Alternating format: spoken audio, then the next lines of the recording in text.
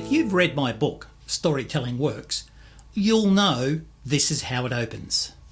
Margaret Rose sat on a pin. Margaret Rose. Now you can close this video and go your merry way, because I've just taught you pretty much all there is to learn about storytelling. You met a hero, Margaret Rose. You saw her in trouble because she sat on a pin. I paused a bit so you could see that the trouble got worse. She appears to have stayed on the pin a bit too long. And then you saw her get out of trouble because Margaret Rose. You were engaged. That's storytelling. And if you want to have this soak in, to grab and understand the gist of storytelling, to become a good storyteller yourself, even a master storyteller, subscribe to this channel. If you haven't done it, do it now, and then keep coming back. I'll come back to this definition again and again. Storytelling is the relating of any account, true or made up, said or sung, long or short, in prose or verse, where a crisis occurs and is resolved, and the intent of the teller is to engage an audience of one or more. That first part of the definition is the identification of a main character. In that case, it was Margaret Rose. The second bit of the success in storytelling is the way you engage your audience by letting them help you solve the problem in the story.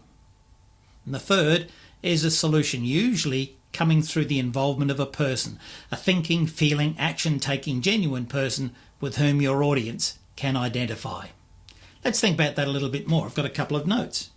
Storytelling is the relating of any account.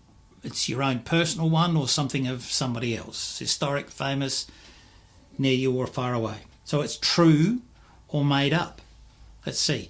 A true story would be that horrible story of Michael and Lindy Chamberlain and their boys when the dingo took the baby. They were blamed. She was imprisoned. They took away her baby. And finally, they found the matinee jacket, which proved she was telling the truth the whole time. That's a true story. A made-up story, that'd be the story of, let's say, the musicians of Bremen town.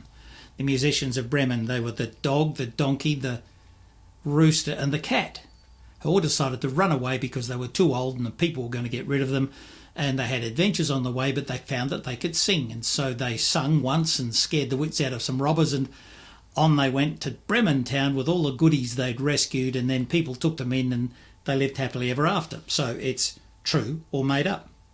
Said or sung. Well, a said story would be like the musicians of Bremen or the rat catcher of Hamlin town. There's all sorts of stories. They've been hundreds, thousands, probably millions of stories. They're all said. Well, they could be sung. Now, a sung story has got to be the same. It's not a song alone. It's got to be a story to music. And so the story of baby, baby, baby, I love you, baby, baby, oh, baby, baby. That's not a story, apart from being drivel. It's just a song. I wrote a song called The Fighting Cod. A man, his dog and his pony camped one day by a creek. The dog was skinny and bony, the man was hungry and weak. He lit a fire and they sat there and boiled a billy of tea.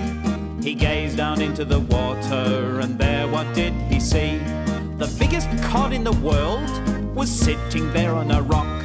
The cod looked up and he winked at them. You can just imagine their shock as they sang, fish for dinner and fish for tea, fish for you and fish for me, fishy fins and fishy scales, I think this is a fishy tale. It's a fishy tale. Well, I won't go on with the whole thing, that's enough, but the idea of that story is that they try to catch the fish, but he reacts and he pulls them into the creek instead of them pulling him in for dinner, and it goes on. So that's said or sung. There's long or short. Well, there's long stories like Gone with the Wind and War and Peace. They are long. And then the short stories like Margaret Rose. That's probably the shortest one I know. In prose or verse. Prose, we mentioned those, the stories that you tell, and probably millions of them all over the world through history. And then there's stories in verse, like the wonderful legend of Hiawatha. By the shining big sea water stood the wigwam of Nokomis, daughter of the moon Nokomis, and so on it goes on. And there's a crisis. There's got to be a crisis in the story, otherwise it's just a collection of verbs and nouns. And it has to be resolved, preferably, as I said, by a real, genuine, believable, credible, heroic person, either the main character themselves or somebody else. It's not so exciting when the sheriff and the posse comes in and saves people and the hero doesn't do anything, but there you go, that's a story. And the intent of the teller is to engage an audience of one or more. Think about the story of the Titanic.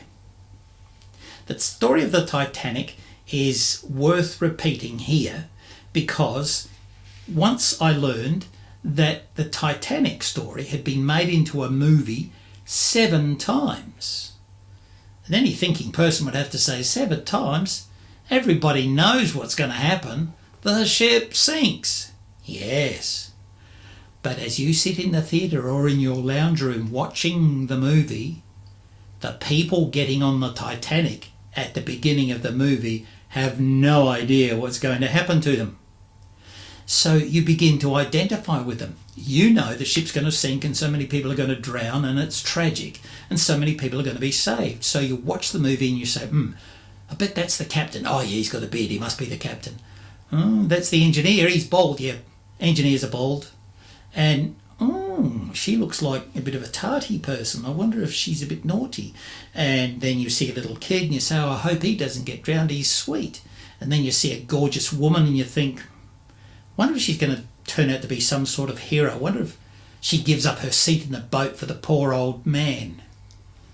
And all the way through the movie, you're laying judgment against the people you're watching just to see which one will play what role. That's the identification joy of watching or listening to any story at all. As opposed to multitudes of TikTok videos and other so-called social media stories that aren't story at all. Why? Nothing happens. You just get to the interesting part and it goes blank. And you go and find the rest somewhere else. I read once that there was a book publisher in the US who had a rather intimidating sign above his desk for authors, and it read, "No clash, no cash." He was pointing out that a novel without a struggle, a problem, a crisis is just a list of verbs and nouns, not much more than a dictionary. As I close, I'll challenge you to have your eyes and ears open now and analyse all the jokes, movies and anecdotes you come across and decide whether they're real stories. Does a crisis get presented to a main character and does it get solved? If so, it's a story. And then say to yourself, hang on, is this said or sung? Is it in prose or verse? And start analysing what you hear.